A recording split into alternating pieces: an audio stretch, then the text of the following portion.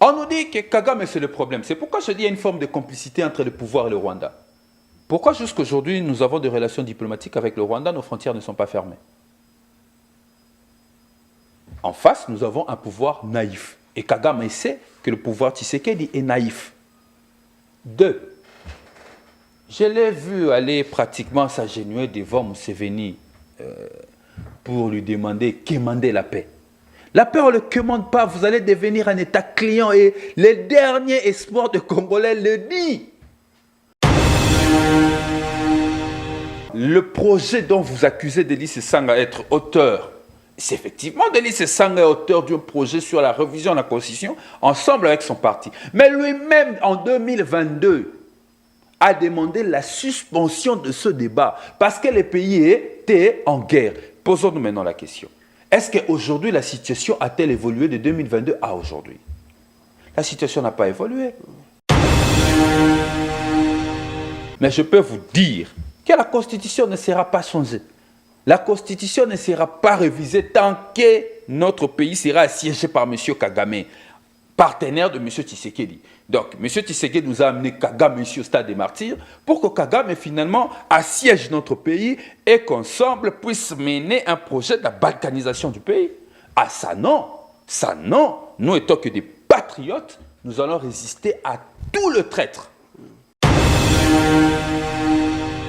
Si jamais, par absurde ou par impossible, M. Tshisekedi est arrivé à matérialiser son projet diabolique contre le Congo et les Congolais en changeant la Constitution, les patriotes doivent savoir que, officiellement, nous deviendrons des esclaves.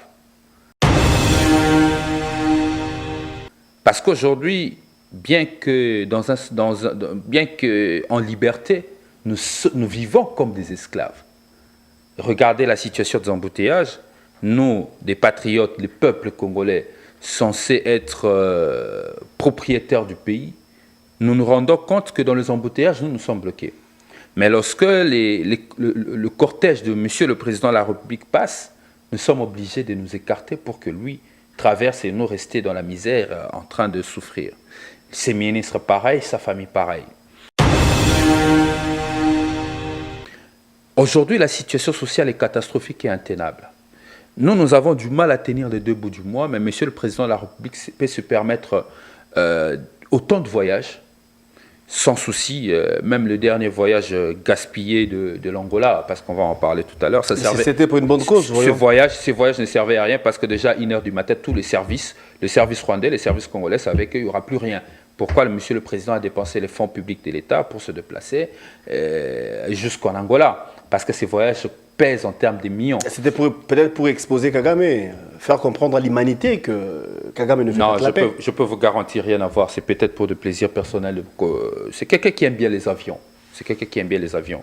Parce qu'en réalité, pour tout gestionnaire, il va estimer que ce voyage est inutile. Comme M. Kagame l'a estimé, il n'a pas fait le déplacement. Il a refusé de dépasser inutilement les moyens de son peuple. Je ne l'aime pas, je le déteste celui-là. C'était quoi le message d'après vous du fait que Kagame n'était pas présent? Je ne l'aime pas. J'ai dit aux Congolais d'être très attentifs sur cette question. Notre avenir et notre liberté est en jeu. Imaginez, nous sommes au Congrès, en lieu et place, que l'hymne national de la République démocratique du Congo puisse retentir, les officiels debout, le président de la République debout, la salle debout. Vous savez c'était quel hymne qui retentissait? C'est l'hymne d'un parti politique au pouvoir. Sommes-nous pas déjà devenus des esclaves d'un groupe? Et aux Congolais d'être vigilants. Demain, au changement de la Constitution, l'IDPS sera le parti État. L'hymne national sera l'hymne national de l'IDPS. Il est temps pour vous de quitter la peur, de dire à ces gens, il n'y aura pas de changement de la Constitution, il n'y aura pas de révision, tant que la paix ne va pas regagner l'Est du pays.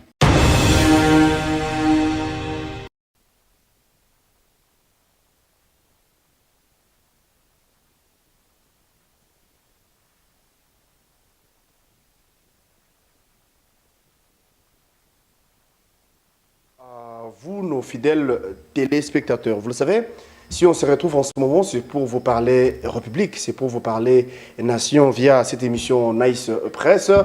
Un invité, un seul sur ce matin, plutôt pour ce matin, voulais-je dire. Il s'agit du secrétaire général de ces partis politiques qu'on appelle en vol, Maître Rodrigue Ramazani, et notre invité de ce matin avec qui nous allons aborder toutes les questions d'actualité en rapport avec la nation, vous le savez. La question, c'est tout autour de la révision ou le changement de la Constitution. Nous parlerons également de l'insécurité qui sévit au pays à l'Est. Vous savez, le M23 continue à menacer, bien que nos phares d'essai s'imposent pour que certaines villes ou certaines localités ne puissent pas tomber. Mais nous allons vous en dire plus. Vous le savez, l'autre fois, il y a eu l'échec diplomatique ou encore un tête-à-tête qui avait raté entre Félix Tshisekedi et Paul Kagame, à Luanda précisément. Et aujourd'hui, le numéro 1 de l'armée ougandaise s'est procès plutôt contre l'institution de la République du Congo, bien que ce dernier a retiré son message sur X. Mais du moins, Kinshasa a réagi. Le ministre ou encore le ministère des Affaires étrangères a convoqué le représentant de l'Ouganda ici au Congo. Et ce dernier nous dira que c'est une situation ou une question qui concerne les chefs d'État. D'où il est demandé au président Félix Tshisekedi de changer peut-être avec Museveni pour en savoir plus. Mais nous avons tous compris que l'Ouganda joue à un jeu, ou encore l'Ouganda joue au double jeu pour nous faire mal. Nous allons vous en dire plus. Je m'en vais et saluer mon invité, le secrétaire général de l'Envol, Maître Rodrigue Ramazani. Merci d'être là et bon jeudi à vous. Merci Guélor pour l'invitation. Mes salutations à toute ton équipe qui Merci. sont là aujourd'hui pour servir notre population. Je tiens aussi à saluer les Congolais qui nous regardent à cet instant, les 4 militants d'Envol qui sont branchés sur votre canal. Mais laissez-moi d'abord, d'entrée de jeu, remercier le millier de Congolais qui se sont déplacés le 14 dernier, donc le samedi passé, lors de ce grand meeting patriotique de vérité où il fallait parler à notre peuple, discuter avec eux, leur donner de vraies informations parce qu'ils en avaient besoin au regard de tout ce mensonge propagé par M. Tshisekedi et ses affidés. Il était quand même temps, sur la Constitution, il était quand même temps que ceux qui connaissent des questions constitutionnelles, ceux qui ont la vérité de ce problématique qui aujourd'hui prend un espace assez vaste dans le débat national, il était quand même temps de rencontrer cette population et je tiens à remercier cette marée des patriotes qui sont venus démontrer aux traîtres que aujourd'hui la lutte pour notre démocratie, la lutte pour la préservation des acquis de notre démocratie n'est pas une question d'un camp politique. C'est une question de patriotes, c'est une question patriotique et je tiens à le remercier et le sursaut national continuera à être aux côtés du peuple avec les patriotes pour combattre les velléités de traîtres qui ne jurent que par une obsession exagérée d'un 3e mandat frauduleux et de donner un coup de canif à notre Constitution. Procès d'intention, c'est ce que pense Demilly. Et quand on parle d'un 3e mandat, ce n'est pas ce qu'a dit le président de la République, mais du moins, vous avez constitué un bloc, vous êtes mis ensemble les opposants via cette structure qu'on appelle le sursaut national.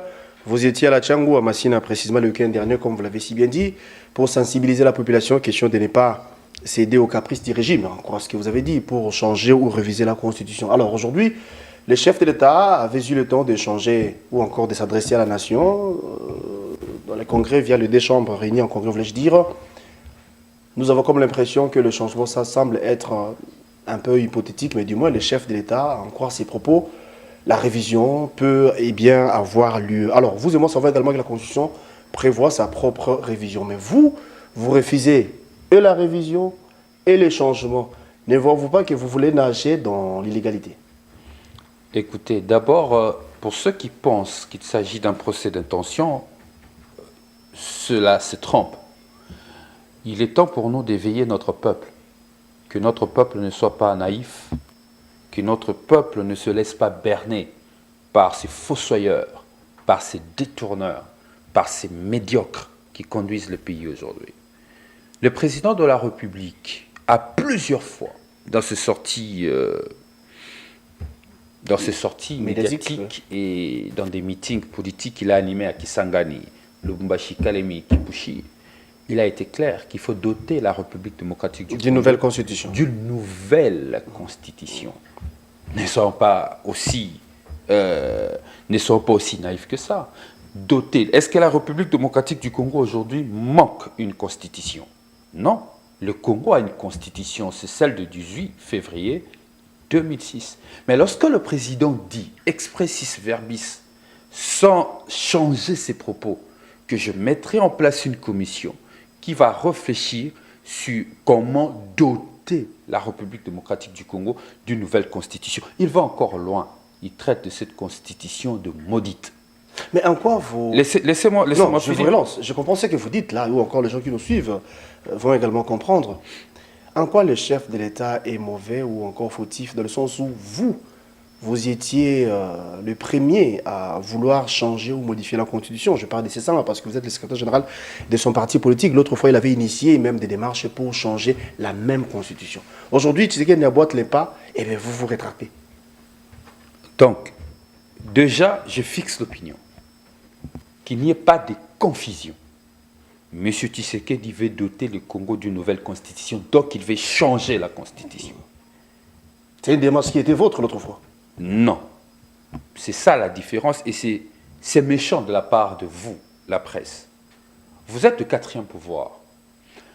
Vous ne devez pas militer ensemble avec ceux qui torpillent la vérité et ceux qui tordent la sincérité. C'est quoi la vérité? Éclaire-nous.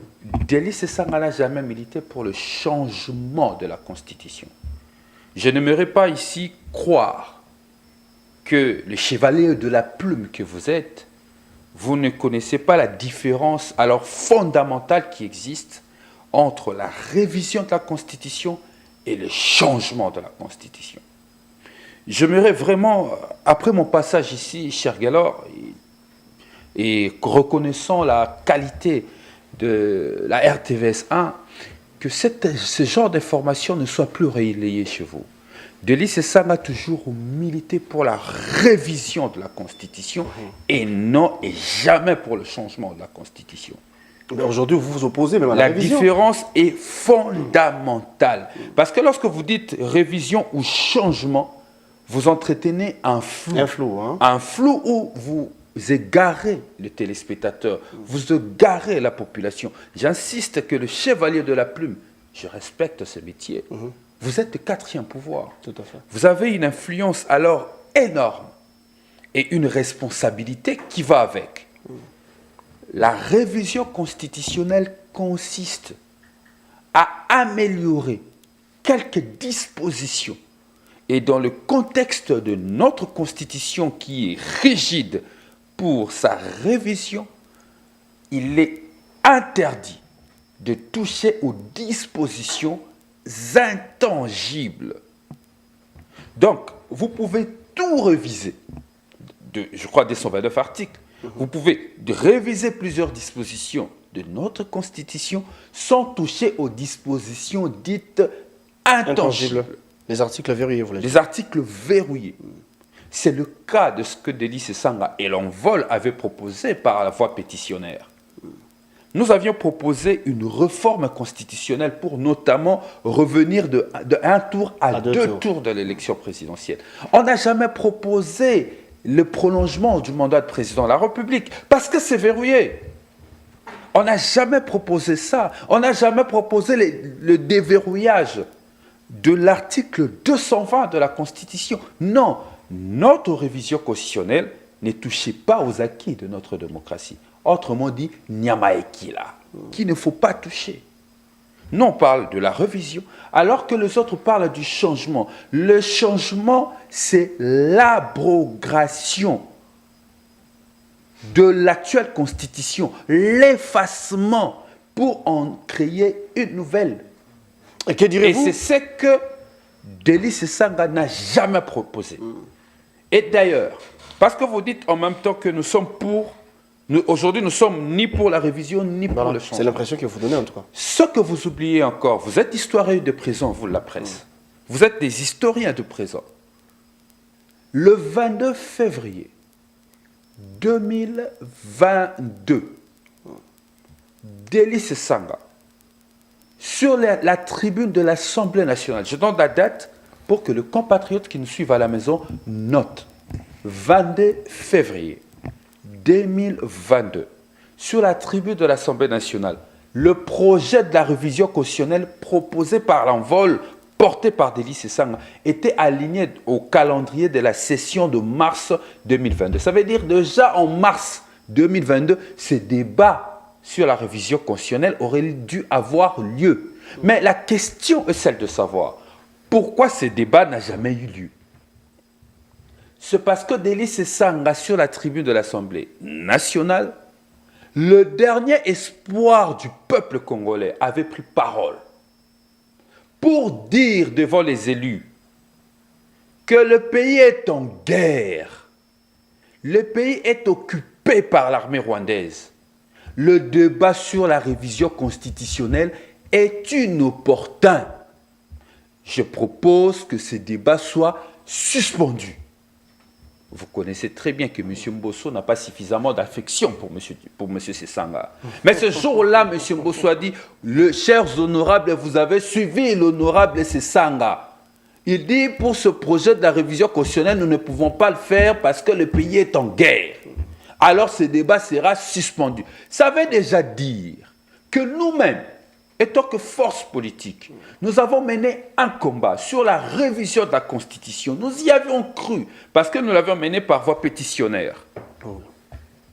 Arrivé au moment où notre projet devait passer, une tempore non suspecto, dans un ton non suspect, il n'y avait pas encore cette affaire de troisième mandat. Parce que nous, on proposait... Qui n'existait pas, voyons. J'en arrive, ça existe. Je vais vous expliquer. Ne soyez pas naïfs. C'est seulement dans vos têtes que vous parlez de ça. Les chefs d'État n'ont jamais parlé de troisième mandat. Le projet dont vous accusez Délice Sanga d'être auteur, c'est effectivement Délice Sanga est auteur d'un projet sur la révision de la Constitution, ensemble avec son parti. Mais lui-même, en 2022, a demandé la suspension de ce débat parce que le pays était en guerre. Posons-nous maintenant la question. Est-ce qu'aujourd'hui, la situation a-t-elle évolué de 2022 à aujourd'hui? La situation n'a pas évolué. Le pays est toujours en guerre. Le pays est toujours occupé par une armée rwandaise. Dites-moi, est-ce que ce n'est pas de la constance politique pour l'envol et Sesanga de rester constants dans leurs idées, de dire le pays est en guerre, on ne peut pas réviser. Les changements, on ne peut même pas en parler parce que ce n'est pas prévu. C'est contre les games. C'est de la haute trahison. Et M. Tshisekedi, pour ça, doit faire la prison. Le fait déjà d'avoir imaginé, le fait déjà pour lui d'avoir imaginé de changer la Constitution, c'est constitutif de haute trahison. Parce que cette Constitution, il est appelé à le défendre. Il a prêté serment pour défendre cette Constitution et non la torpiller. Donc, je viens de le dire ici. Nous sommes constants dans nos positions. Et c'est la force de l'envol. Nous ne changeons pas nos positions. Nous sommes constants. Notre constance sur la question demeure. Nous avions clairement dit que pas de révision constitutionnelle alors qu'il s'agissait de notre projet. Aujourd'hui, nous n'allons pas changer parce qu'il faut faire plaisir à M. Tshisekedi. Ce qu'avait dit Sesanga l'autre fois, pensez-vous que c'était une proposition ou une imposition? Parce que vous avez dit qu'il s'était rendu compte que le pays était en guerre, d'où il n'y avait pas lieu de réviser. Vous n'avez pas tort, vu la configuration, vu la situation, peut-être oui. Mais est-ce que ce que vous voyez important, les autres ont le même regard que vous? Ce n'est peut-être pas ça. Vous dites que l'opportunité n'y est pas, c'est votre point de vue. Mais quand le pouvoir estime qu'il faut reviser, et vous vous opposez, ne voyez-vous pas qu'il y a de quoi se poser des questions? D'abord, dans le régime juridique, sur la question de la révision constitutionnelle, ce régime est régenté des articles 218, 219, 220 qui donnent des procédures pour réviser la Constitution. Lorsque vous arrivez à l'article 219, l'article 219 donne des circonstances où la Constitution ne doit pas être révisée. Lorsque nous sommes dans un état de siège, Tout à fait. état de guerre, ainsi de suite. Mais dites-moi aujourd'hui, est-ce qu'on ne peut pas considérer que le pays est dans une situation où l'armée est dans une situation de guerre, de conflit, avec une armée le président étrangère? avait demandé à Mme Souminoa, première ministre, bien sûr, d'évaluer déjà l'état des sièges. Donc il peut Je y suis même avoir au-delà la de levée, c'est l'état pas de siège. impossible. Je suis en train de parler de ce qui est grave. Une bonne partie de notre territoire se retrouve entre les mains de M. Kagame, qui exploite nos minéraux. Une grande partie de notre territoire est assiégée par une armée étrangère. Et c'est dans ce contexte-là qu'on pense qu'il y a opportunité de réviser la Constitution. Sauf si ceux qui sont au pouvoir aujourd'hui sont dans une complicité du plan de la balkanisation du pays. Sauf si ceux qui sont au pouvoir aujourd'hui militent non pas pour la conservation de notre intégrité du territoire, mais ils sont plutôt dans une logique de la partition de la République démocratique du Congo. Parce que tout dirigeant sensé vous dira qu'il n'y a pas opportunité aujourd'hui, dans le contexte où le pays est assiégé par une armée étrangère, de réviser la Constitution. Parce que nous courons un risque. Cette même population n'a pas voté. Cette population n'a pas voté. Parce que le pays était en guerre. Donc ils ne reconnaissent même pas déjà M. Tshisekedi comme leur président, parce que l'élection ne leur concernait pas. Cette population où on veut amener dans une logique de changement de la Constitution qui va nécessiter évidemment un référendum, qui est une élection, cette population ne changera pas de Constitution. Le changement de la Constitution a pour conséquence juridique de nous amener vers Une nouvelle république. une nouvelle république. Nous amener vers une nouvelle république. Et dans cette nouvelle république, ceux qui sont de l'autre côté diront qu'ils ne se reconnaissent pas à la Constitution. Parce qu'attention, C'est là où on peut parler de balkanisation. bien sûr, certains Congolais, qui du reste nous n'encourageons pas, que nous ne soutenons pas, s'ils n'ont pas encore de velléité de proclamer les espaces qu'ils occupent comme État, c'est certainement parce qu'ils se reconnaissent. On a ouï dire que Ils se reconnaissent. Nanga a les intentions de le faire. Mais ça n'arrivera pas, Mais, voyons. mais écoutez, ils se reconnaissent encore dans cette constitution. C'est pourquoi monsieur que vous citez, dont je ne n'aimerais pas faire la publicité, Tout à fait. ne déclare pas encore l'espace qu'il occupe comme un Il État. n'osera même pas. Mais le danger aujourd'hui, c'est... Parce que lui, il dit qu'il se bat. Il se bat conformément à l'article 64 de la Constitution, selon lui. Ça veut dire, quelque part, il reconnaît la Constitution de 2006. Mais imaginez qu'on arrivait à changer la Constitution. N'est-ce pas qu'on ouvre une brèche dangereuse pour la balkanisation du pays? D'où je dis, M. Tshisekedi et ses affidés sont peut-être dans une forme de complicité pour Mais la nous avons comme balkanisation l'impression- du pays. Nous avons l'impression comme si l'option est levée déjà, parce que la même date, le même jour où vous étiez à Massina, il y avait également Constant Mutamba qui est ministre au sein de ce gouvernement, était à Ndjili. Il sensibilisa à son tour pour dire que l'autre fois, Kabila avait, le père bien sûr, avait sa propre constitution. Joseph Kabila est venu, il avait modifié, amendé quelques dispositions de l'actuelle constitution. Pourquoi vous ne voulez pas que Tshisekedi puisse faire autant? Donc, la constitution sera revisitée ou touchée. Ne voyez-vous pas que ce que vous faites là, c'est ce qu'on appelle parfois les bruits du marché? Je peux vous assurer et assurer le peuple congolais que M. Tshisekedi aujourd'hui, là en face de lui, le dernier espoir du peuple congolais, c'est M. Sessanga. Ensemble avec le sursaut national, la Constitution ne sera ni révisée, ni changée. Ne suivez pas les boucons du pouvoir et de quelques jeunes manipulés qui, à cause de quelques billets verts, peuvent même vendre leur âme et perdre toute conviction qu'ils portaient avant. Moi, je ne suis pas de cet acabli. Moi, je suis de ceux qui acceptent manger un pain sec, mais me faire respecter parce que j'ai des convictions que je porte. Et ce jeune homme manipulé dont vous citez, qui du reste a du mal à gérer un ministère qu'on lui a donné, il a créé tellement la cacophonie, et j'aurais même appris que les magistrats ayant participé à une forme d'état général, je sais de quoi, sur la justice, accusent déjà certains d'avoir usé des faux en écriture, en modifiant les rapports de travaux. Bon, vous voyez, toutes ces personnes-là sont indignes. Des indignes comme ça, il ne faut pas les écouter. Dans une société sérieuse, des personnes indignes comme ça, on n'en donne pas de valeur à écouter. Un haut responsable d'État qui se permet à faire des faux en écriture. C'est bizarre. Et puis, on se dit être ministre qui doit corriger les magistrats ou les autres. Mais bref, je ne vais vraiment pas entrer dans des terrains des manipulés.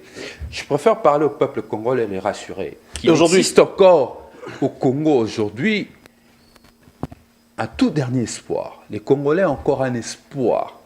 C'est M. Sessanga. Et vous pensez que c'est ça d'abord, c'est votre point de vue. Ensemble, vous faites l'apologie de votre leader, c'est normal. Ensemble, mais s'il arrive aujourd'hui. Ensemble avec le sursaut national. Aujourd'hui, le sursaut national, c'est les derniers remparts où le peuple congolais a retrouvé de l'espoir en termes de revendication d'un combat. Ce combat sur le non-changement et la non-révision de la Constitution est là. Et je peux garantir à mon peuple que cette Constitution ne sera ni révisée, ni changée. Si on veut réviser la Constitution, il faut d'abord finir la guerre à l'Est. Alors, l'opposition est plurielle, ça, vous le savez, nous le savons. Vous avez votre sursaut national, où il y a Sessanga, on trouve les Alain Bolo, Joël et compagnie. De l'autre côté, il y a aussi un bloc, ne sais pas, où il y a Katumbi, Kabila, Fayoulou et les autres. Mais vous menez tous le même combat, il y a peu. Il y a eu une rencontre entre Martin Fayoulou et Sessanga. On ne sait pas pour quelle finalité, mais convaincu que c'est pour serrer les coudes, barrer la route à Tshisekedi. Mais qui va porter plutôt le flambeau de l'opposition? C'est ça, c'est notre question. Mais dis-moi la question de savoir si aujourd'hui le régime arrivait à reviser la Constitution, qu'adviendra-t-il? Déjà, si on peut refaire le monde, moi je suis le secrétaire général d'Envol.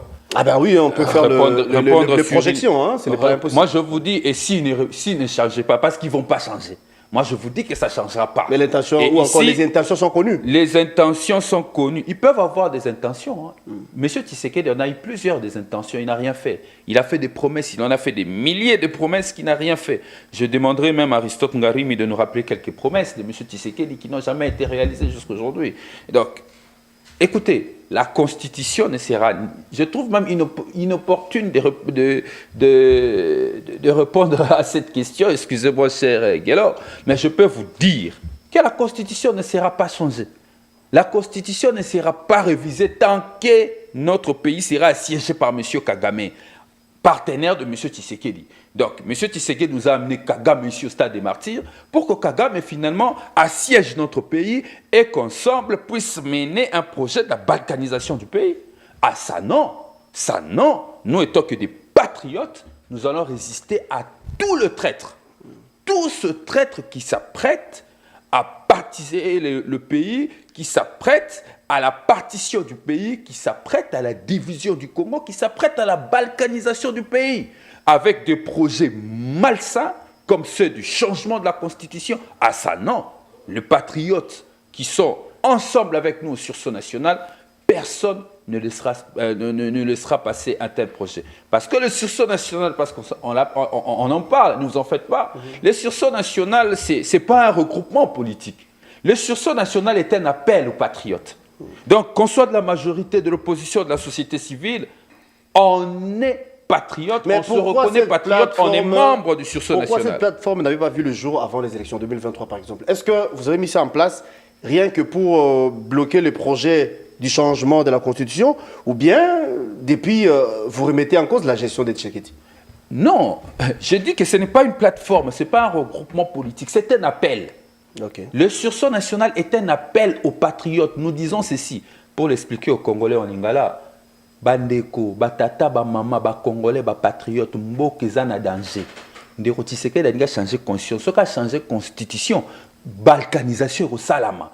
Bandeko boya to protéger constitution, boya to on réfléchit à haute voix. On suppose que président Félix ne change plus ou ne révise plus la Constitution. Donc, les sursauts patriotiques n'aura plus sa raison d'être. En tout cas, pour l'instant, le sursaut national n'a qu'une mission. C'est de lutter contre le changement de la Constitution et le troisième mandat de M. Tshisekedi. Mais il n'a jamais parlé de troisième mandat. Et là, cher Guélor, c'est à ce moment-là que le patriote se réveille. Et moi, je peux te rassurer qu'au portillon du sursaut national, nous avons même les membres de la majorité qui sont avec nous. Et d'ailleurs, ils avaient même envoyé leurs militants. Ça c'est déjà entendu. Écoutez, c'est déjà des discours, nous savons comment ça se passe. Mais je vous dis, ce n'est pas de l'opposition, ce n'est pas la majorité, c'est les patriotes qui se rencontrent. Il y a la société civile, il y a les mouvements citoyens. Même vous, en tant que journaliste, si vous êtes, l'effet pour vous d'être contre le troisième ou le changement de la Constitution, le troisième mandat ou le changement de la Constitution, vous êtes partisan du sursaut national. Mais qui a parlé du troisième mandat? Facto. Ça, c'est un autre problème. Hein? Le troisième mandat, le concept là ne vient que de vous. Félix n'a jamais parlé de ça. Mais est-ce que c'est là où je parle de la naïveté. Nous ne devons pas être naïfs. Dites-moi, pourquoi veut-il changer la Constitution? D'après lui, il y a des imperfections.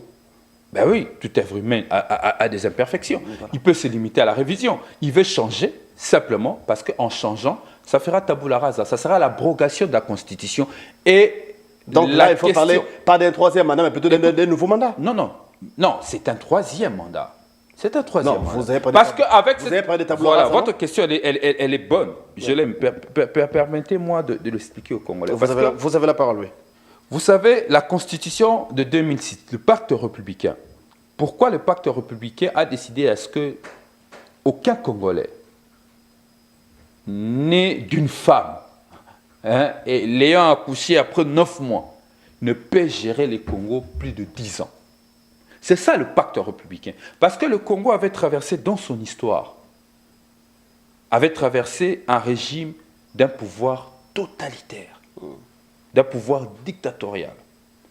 Face à cette réalité, c'est ça notre réalité. Les Congolais ont dit non.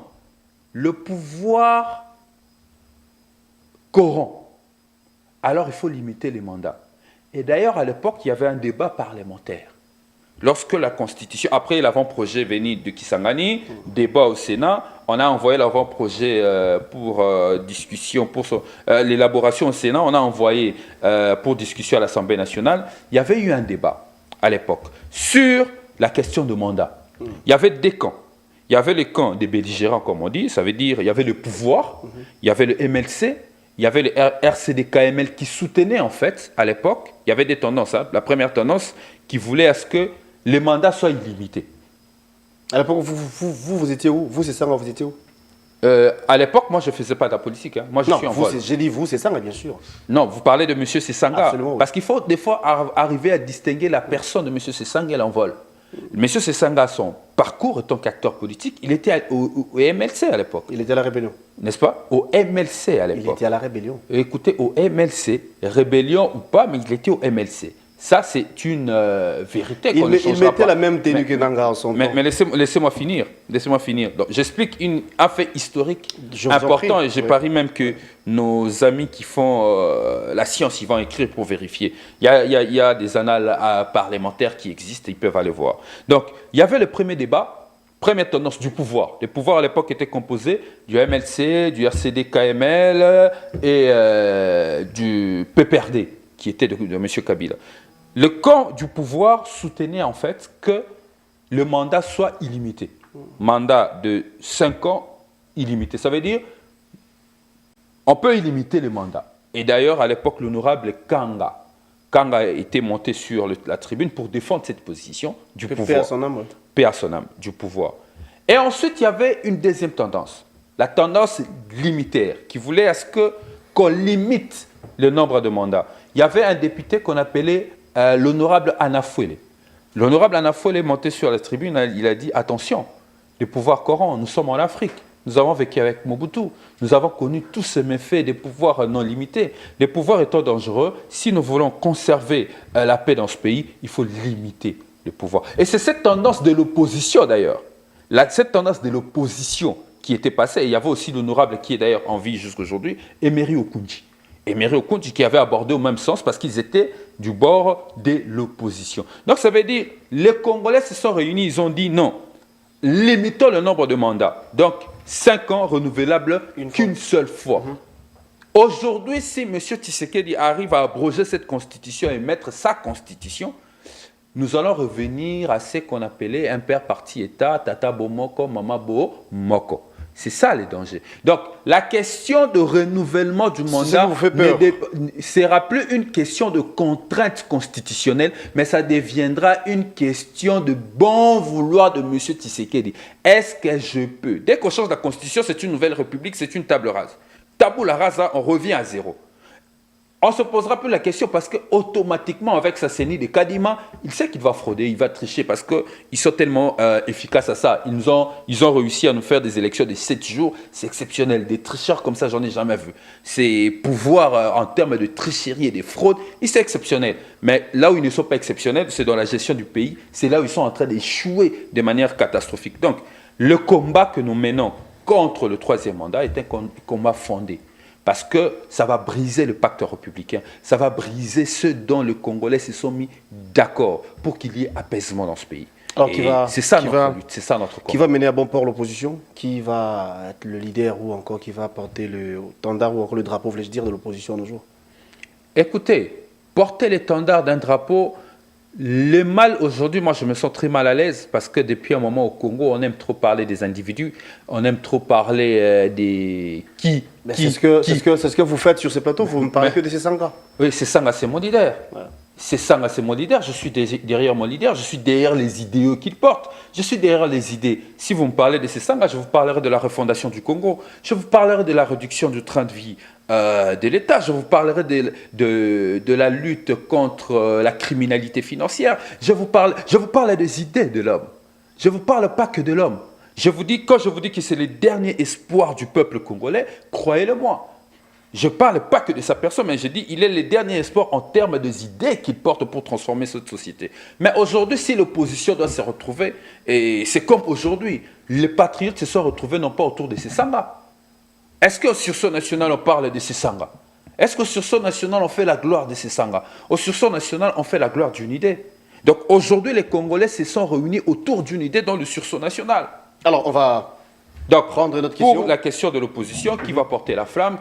Chaque leader peut porter la flamme. Mais il existe un leader qui est aujourd'hui le tout dernier espoir du peuple congolais. Merci beaucoup. Insécurité, parlons-en. Je pense que ça sera le dernier sujet. Mais ici, on fera d'une pierre deux coups. Hein. On va prendre ce qui se passe au front. On va prendre sur le plan diplomatique. D'ailleurs, cette rencontre ratée l'autre fois de Félix Tshisekedi et Paul Kagame, vous allez émettre un point de vue. Pensez-vous que c'était du sabotage ou bien, bon, votre point de vue plutôt? Et puis, l'insécurité, comme j'ai dit il y a peu, le M23 nous menace. C'est vrai, ils ont gagné quelques territoires, mais nos FARDC ne sont pas en sommeil, hein, et aussi arrivent à faire l'essentiel pour que les pays soient protégés et sécurisés. L'Ouganda joue à un jeu ou encore à un double jeu. Un jeu flou, s'il faut le dire comme ça. Parce que l'autre fois, à titre de rappel, pour ceux qui ne savent pas, il y avait eu un tête-à-tête entre le président Félix Tshisekedi et Yoweri Museveni. Ils se sont dit des choses, même en termes de province, en termes de promesses, si vous voulez dire. J'ai suivi même le chef de l'État, sorti de cette rencontre, il avait dit qu'il fait foi à la sagesse de Museveni et aux promesses faites. Mais hélas, aujourd'hui, l'armée ougandaise, officiellement, on peut dire ça comme ça, soutient la rébellion de l'Est. Nous avons tous suivi ou encore lu le message qu'avait posté le numéro 1 de l'armée ougandaise, qui du reste est le fils biologique de Museveni, en s'attaquant même au président de la République. Comment vous analysez tout ça?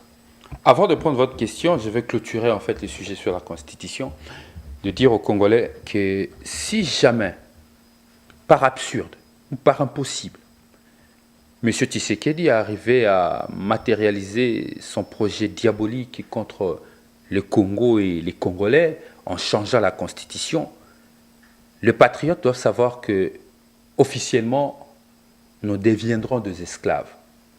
Parce qu'aujourd'hui, bien que en liberté, nous vivons comme des esclaves. Regardez la situation des embouteillages. Nous, des patriotes, les peuples congolais, censés être propriétaires du pays, nous nous rendons compte que dans les embouteillages, nous sommes bloqués. Mais lorsque le cortège de Monsieur le Président de la République passe, nous sommes obligés de nous écarter pour que lui traverse et nous rester dans la misère en train de souffrir. Ses ministres pareils, sa famille pareille. Aujourd'hui, la situation sociale est catastrophique et intenable. Nous avons du mal à tenir les deux bouts du mois, mais Monsieur le Président de la République peut se permettre autant de voyages, sans souci, même le dernier voyage gaspillé de l'Angola, parce qu'on va en parler tout à l'heure, ça servait. C'était pour une bonne cause, Ces voyages ne servaient à rien parce que déjà, 1h du matin, tous les services, le service rwandais, les services congolais savaient qu'il n'y aura plus rien. Pourquoi monsieur le Président a dépensé les fonds publics de l'État pour se déplacer jusqu'en Angola? Parce que ces voyages pèsent en termes de millions. C'était peut-être pour exposer Kagame, faire comprendre à l'humanité que Kagame ne fait pas de la paix. Je peux vous garantir rien à voir. C'est peut-être pour de plaisir personnel. C'est quelqu'un qui aime bien les avions. C'est quelqu'un qui aime bien les avions. Parce qu'en réalité, pour tout gestionnaire, il va estimer que ce voyage est inutile. Comme M. Kagame l'a estimé, il n'a pas fait le déplacement. Il a refusé de dépasser inutilement les moyens de son peuple. Je ne l'aime pas, je le déteste celui-là. C'était quoi le message d'après vous du fait que Kagame n'était pas présent? Je ne l'aime pas. Donc, j'ai dit aux Congolais d'être très attentifs sur cette question. Notre avenir et notre liberté est en jeu. Imaginez, nous sommes au Congrès,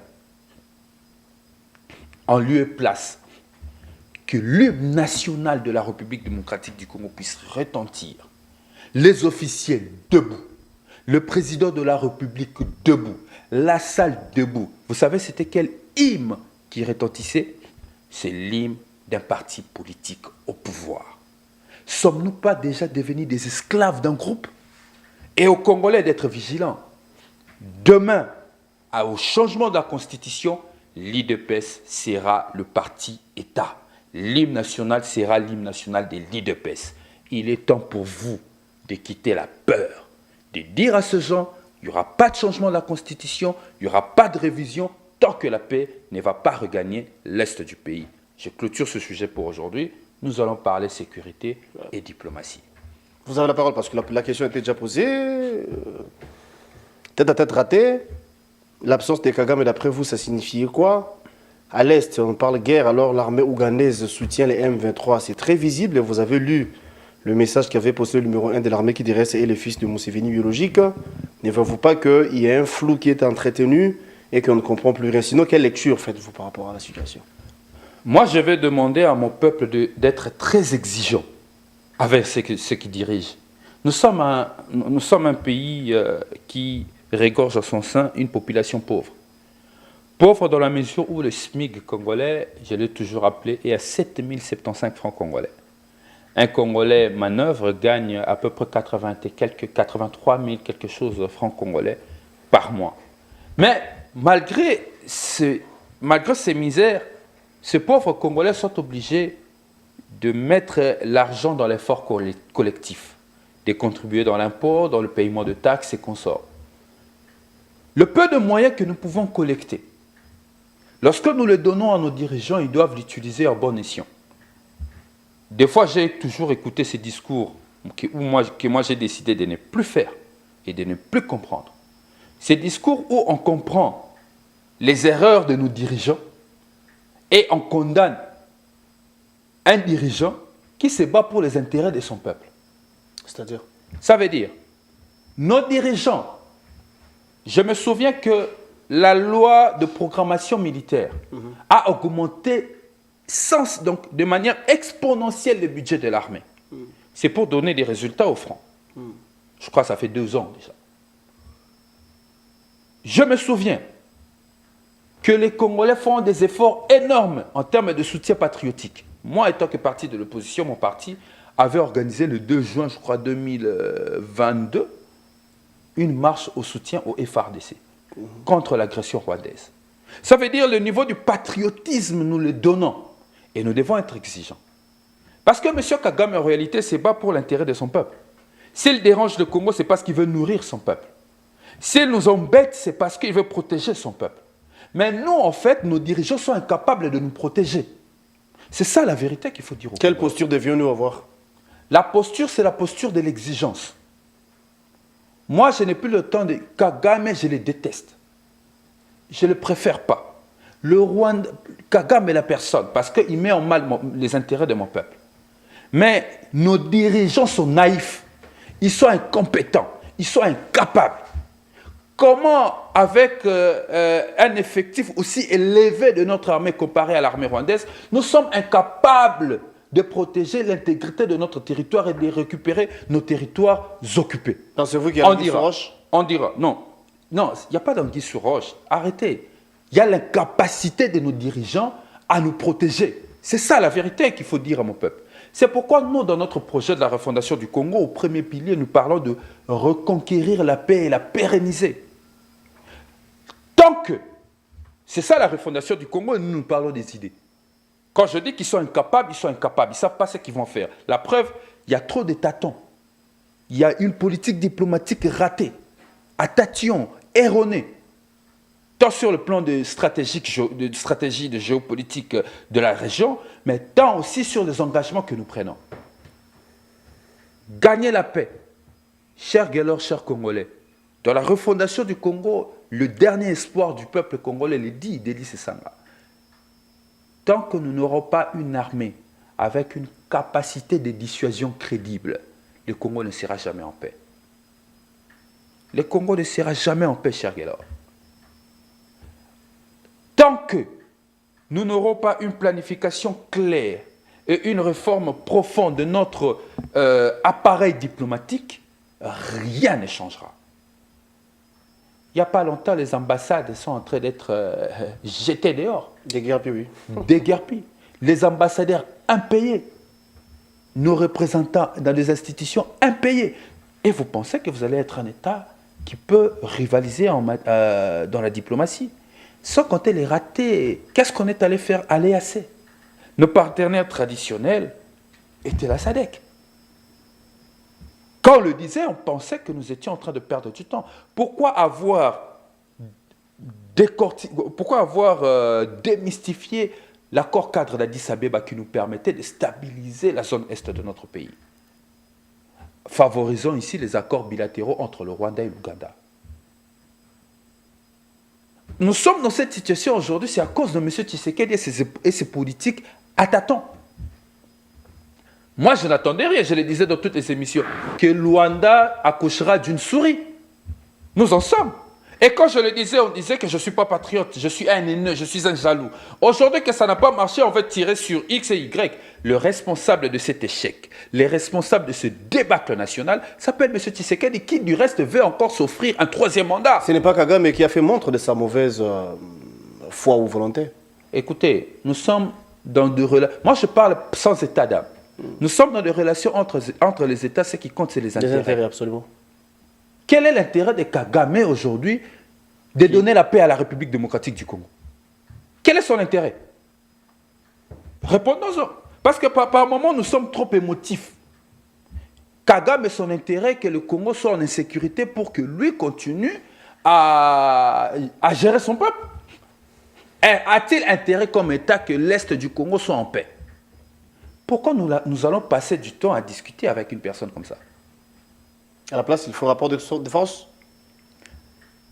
Il n'y a pas de meilleure diplomatie que la force. La force, c'est la suite de la diplomatie. Dites-moi, on nous dit que Kagame c'est le problème. C'est pourquoi je dis qu'il y a une forme de complicité entre le pouvoir et le Rwanda. Pourquoi jusqu'aujourd'hui nous avons des relations diplomatiques avec le Rwanda, nos frontières ne sont pas fermées? En face, nous avons un pouvoir naïf. Et Kagame sait que le pouvoir Tshisekedi est naïf. 2. Je l'ai vu aller pratiquement s'agenouiller devant Museveni pour lui demander la paix. La paix, on ne le commande pas. Vous allez devenir un État client. Et le dernier espoir de Congolais le dit. Délis Sanga dit, la paix doit se conquérir et non se commander, sinon vous devenez un État client. La seule chose qui peut nous aider à conquérir la paix, c'est notre capacité à riposter et à dissuader. Est-ce qu'on ne se pose pas la question pourquoi l'Afrique du Sud n'est pas perturbée? Pourquoi? Ni de l'intérieur ni de l'extérieur. La capacité de dissuasion. La force, les sérieux. Mais ceux qui nous dirigent, tant qu'ils ne seront pas sérieux, ils piquent un peu dans les caisses de l'État, ils piquent un peu dans Arena, ils piquent un peu dans, comment on appelle, maison finance, comment on appelle ça, l'histoire là des finances. Centre financier. Centre financier. Ils piquent l'argent de l'État. Ils sont là pour des conforts personnels, de porter des Berluti, des Weston, des costumes qui coûtent cher, des sacs Louis Vuitton. Ils sont là pour des plaisirs personnels, mais pas pour gérer l'État. Regardez les autres chefs d'État, quand ils se présentent, comment ils sont. Le problème aujourd'hui, c'est qu'ils nous dirigent ne sont pas là pour les intérêts de cette population. Ceux qui nous dirigent sont là pour le confort personnel. Il nous faut aujourd'hui un vrai visionnaire, un leader éclairé. Vous avez des personnes qui vous dirigent qui ne maîtrisent même pas la géographie du pays, c'est grave. On va se quitter. Nous avons des personnes qui nous dirigent qui ne connaissent pas l'histoire du pays, mais c'est grave. Parce qu'un État, on ne le dirige pas sur base de ses souvenirs personnels, mais de son histoire. Notre histoire, c'était avec la SADC, pas avec l'EAC. Donc ça, c'était une question de souvenirs personnels, l'EAC. Aujourd'hui, que ça ne marche pas à l'EAC, on veut revenir à la SADC et malheureusement, ce sont des États. Ça ne marchera pas avec Sergi. C'est pas reçu qu'on va se dire au revoir. Je vais vous laisser quelques minutes. C'est déjà fini. Bah oui, hein, la télé, c'est les temps, vous le savez. En guise de conclusion, à titre de rappel, bien sûr, à ceux-là qui ont eu le temps de nous suivre, on a parlé affaires constitution, changement ou révision. Vous avez suivi le point de vue du secrétaire Rodrigue Amarazani au nom de l'envol et sursaut national. On a parlé de l'insécurité qui sévit au pays, à l'Est et surtout. On a parlé également de la sécurité, bien sûr, sur le plan diplomatique. Le sommet de Luanda qui, malheureusement, n'a pas satisfait. Et en guise de conclusion, vous avez la parole, c'est par là qu'on va se quitter. Écoutez, en conclusion, une fois de plus, je remercie les patriotes qui se sont emassés lors du meeting du sursaut national le samedi passé. J'appelle le peuple congolais à l'éveil patriotique face aux traîtres qui se préparent au mois de janvier de mettre en place une commission qui va orchestrer un coup d'État constitutionnel contre la République. Il est temps pour le patriote de résister à ces complots contre la République. Et pour conclure, que les médiocres dégagent et que la patrie gagne. Merci d'être venu. Je rappelle que vous êtes le secrétaire général de l'Envol, Maître Rodrigue Amarazani. Merci d'avoir répondu à notre invitation de ce matin. Merci. Il y a eu plusieurs rendez-vous manqués parce que vous étiez occupé, ça c'est normal. Merci en tout cas, on peut vous retrouver prochainement. Merci pour la disponibilité. Merci à vous, vous étiez là du début comme à la fin de cette émission. On va vous retrouver demain à la même heure, avec le même plaisir, ça sera pour un autre numéro. La rediffusion c'est à 18h. Les internautes, abonnez-vous à Nice Press Télévision, abonnez-vous à la RTVS. Et merci à la réalisation de Brandon et Mbel. Merci à Guillaume Ndinga, merci à Jires Mabeka. Merci à Pamphile Makanda qui était du côté de la régie finale. Comme j'ai dit, je vous retrouve demain. À mon invité encore une fois de plus, merci. Merci de l'invitation. Au revoir.